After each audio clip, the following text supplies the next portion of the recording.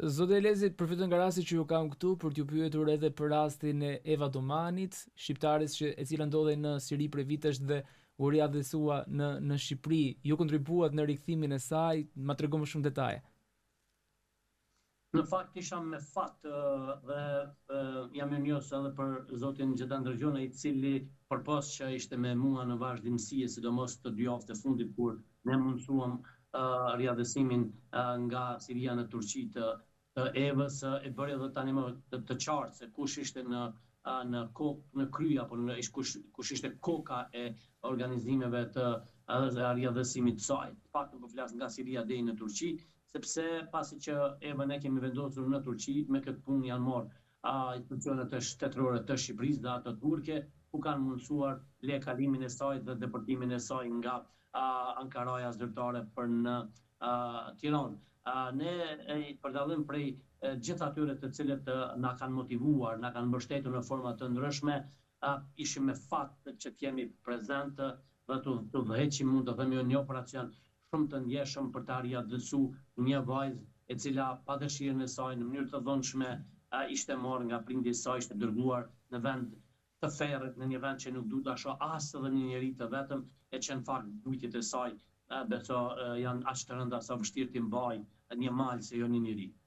Në çfarë gjendje gjetet Eva Domanin? Eva ishte në një stat shumë të rëndë, duke filluar nga një frikë e jashtëzakonshme. Jeta dhe vdekja e Evës ishte, mund të themi, sa një fije floku, aq që ndante jetën dhe vdekjen e saj, dhe një vajzë e zgjuar si Eva kishte arritur që të bashkëpunoj sinqerisht dhe seriozisht me ne, duke zbatuar mund të themi në saktësi të gjitha rekomandimet që neve i kemi dhënë, duke nga momenti që e kishim marrë në zonën ku ajo ishte vendosur deri tek sjella tek daja i saj. Ajo ishte shumë emocionueshme, ishte pak shumë e frikëzuar, ishte shumë e frikësuar dhe në vazhdimsi kishte vetëm një kërkesë, nëse do të jetë gjithçka e sigurt, sepse ajo e dinte që nëse do dështonte operacioni, vdekja e saj ishte sigurt. Dhe kjo ishte sfida kryesore edhe për ne dhe për vetë Evën. Ne duhet që të ishim të gatshëm të bënim gjithçka që Eva mos ndodhë të dështoj riadhësimin e saj, sepse vdekja e saj brenda kufeve të Sirisë ishte fatale. Besoj që ka qenë dikon, mund të themi, nga ora 16 deri ora 24, kur Eva ishte në dorën tonë, ka qenë një ankth, ka qenë një situatë jashtëzakonisht e vështirë, sidomos për Gjedan Dërgjonën, heroin e kësaj ngjarje, i cili ka qenë në një moment që kemi pas frikë që ndoshta edhe do të ketë probleme shëndetësore. Mund të them që vetëm sa nuk ka pasur ndonjë atak nga moment prej frikës, sepse ishte një operacion shumë i ndërlikuar, ishte një veprim jashtëzakonisht i vështirë, por që në fakt në fund e gjitha e sfidë mund të them u kurrëzu me lot gëzimi, në një përqafim që dukej se s'do të përfundonte asnjëherë, u hodh në krah të dajes së saj, Gjetonit, dhe nuk as edhe një herë nuk dëshironte që të shkputet, sepse ajo ishte siguria dhe gjithçka. Në fakt edhe pasi e sjellëm në Turqi, ishte e frikësuar nëse destinacioni i fundit të saj do të ishte Tirana, sepse kishte dëgjuar shumë rrëfime nga të ndryshmet se mund ta kthejnë, Turqi do të rikthejnë prapë të gjithë në Siri. Kishte shumë dezinformacione që i kishin dhënë pikërisht ato për t'i frikësuar secilin që të marrë një rrugë cilën e kishte marrë Eva. Më në fund mund të them që ishim me fat, edhe ndoshta do të mbetet gjithmonë kujtesën tonë një moment i vështirë, një situatë shumë komplekse, por që falë në bashkëpunimit që kemi pas me Evën dhe gjithmonë nën përkujdes dhe mbështetje të heroit saj, dajes saj, i cili nuk pushoi 12 vite me radhë për ta kërkuar sjellëm atë në shtëpi dhe tani ajo është pranë familjes dhe sigurisht e lumtur. Zotë Elezi, si u bë marrja e saj në mënyrë institucionale apo në mënyrë, le të themi, sekrete? Jo, gjithë operacioni ka qenë i fshat sekret. Operacionin ne mund të themi që çështën kryesore e kanë pasur në njëri unë dhe burrat me të cilat janë angazhuar, që janë nga Siria dhe Turqia, nuk kanë pas lidhje me institucionet e shtetit. Në fakt, zoti Ndërgjona e ka informuar në vazhdimsi institucionet e sigurisë së Serbi për veprimet tona, por edhe zoti Ndërgjona nuk është që ka pas informacionet e nevojshme apo të detajuar me formën se si do të ndodhë. Jo, për arsye se kemi kursy nga ndonjë frikë shtesë teknike, operative dhe padyshim që i njëjti ka qenë me informacione të kufizuar deri në momentin që Eva është futur brenda territorit të Turqisë. Gjetoni ka komunikuar me autoritetet shqiptare, i ka informuar që Eva tani është në Turqi, ashtu siç ishte dhe kishim biseduar që do ta bëjnë një gjë të tillë, dhe pas asaj dikon më shumë se një javë apo një javë ka qëndruar një familje shqiptare, familja Kaja në Adana të Turqisë, të cilët e kanë strehuar, kanë mbështetur deri në momentin që autoritetet shqiptare bashkë me të turke e kanë deportuar apo e kanë sjellur përmes të rrugëve diplomatike në Tiranë. A keni qenë në një moment në rrezik? Sigurisht se unë nuk është përpjekje e parë që kemi bërë për Evën, unë edhe para 3 muaj isha në Kampin Hall, tentum për ta riadësu, ishte gjithçka ishte e mbyllur në momentin e fundit, dështuan për faktin se personi i cili kishte prokurën autorizimin nga nëna e Evës nuk ishte shtetasi i Republikës Shqipërisë dhe përfaqësues ndërkombëtar në kamp refuzuan që vajza të i dërzohet një personi i cili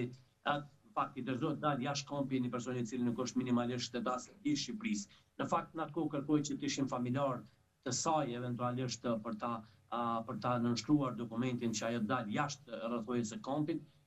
Megjithatë neve bashkë me Gjetoni kishim arritur që ta kemi një prokurë zyrtare për një person, por fakti që ai person nuk ishte minimalisht shtetas shqiptar, ajo dështoi. Dhe kishim zhvendosur për këtë që ndodhi më pas. Unë si thashë më parë, janë 12 vjet rreshtat dhe me Gjetonin nuk e kemi shkputur asnjëherë për pjekjen tonë dhe angazhimin. Kanë qenë momentet sfiduese,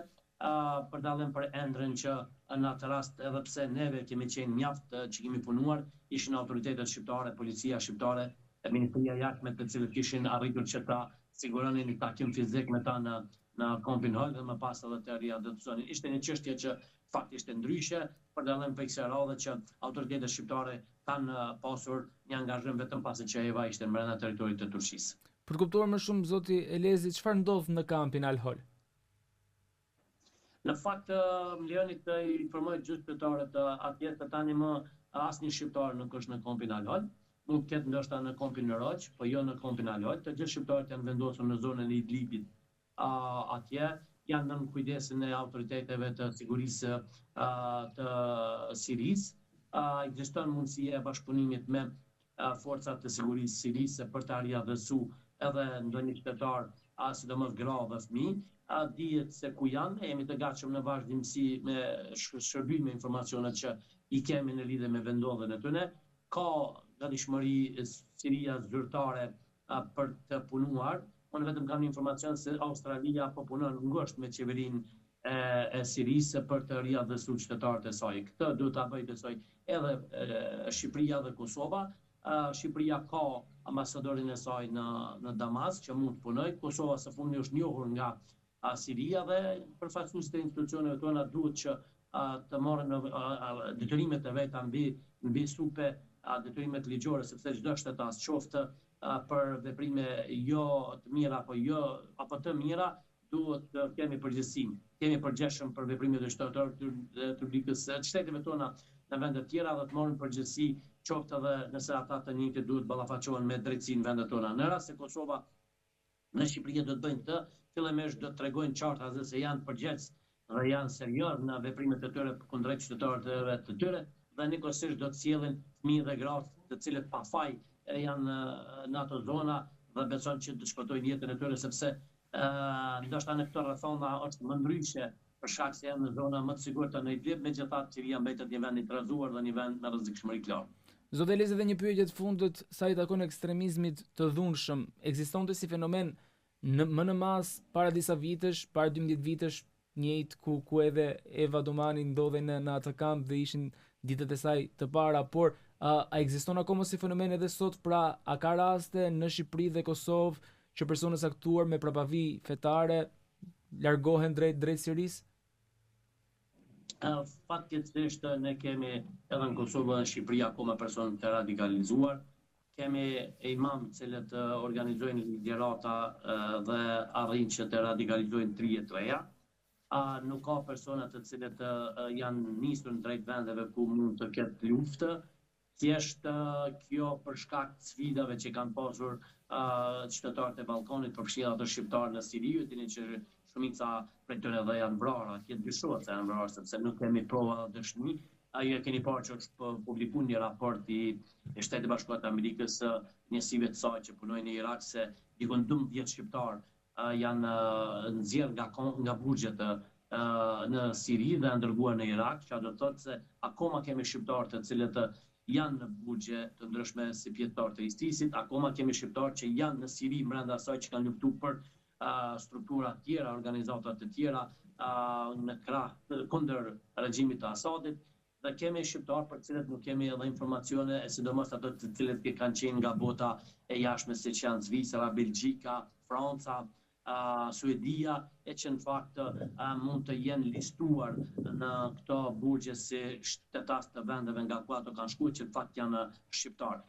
Mund të them që padyshim se radikalizmi mbetet njëra ndër problemet serioze në vendet tona dhe kërkojnë nga institucionet tona me masa koherente, me veprime koherente, punohet në deradikalizim, sepse një vatër e re, një krizë e re, një luftë e re në një vend tjetër, e ku kërkohet një inkuadrim i qytetarëve të vendeve tona në një luftë fetare, unë jam i bindur që akoma ka 33 të dy bashkangjitën. Zot Elezi, faleminderit shumë për prezencën tuaj, faleminderit shumë për çdo detaj dhe një herë gëzuar pavarësinë e Kosovës, jo vetëm ju, por të gjithë shqiptarëve kudo ndodhe.